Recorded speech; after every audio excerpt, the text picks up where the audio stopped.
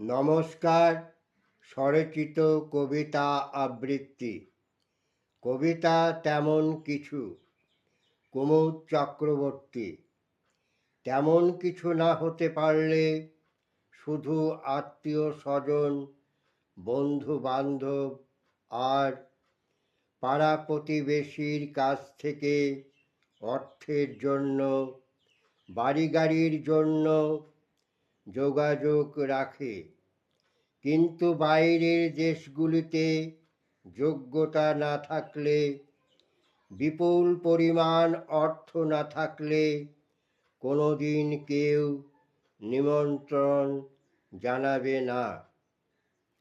তাই শুধুমাত্র কুয়োর ব্যাঙ হয়ে কে কটা নিমন্ত্রণ করাতে গর্বিত হয়ে গর্ব প্রকাশের কিছু নেই।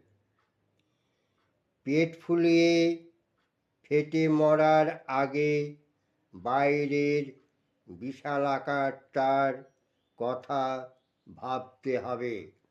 নমস্কার।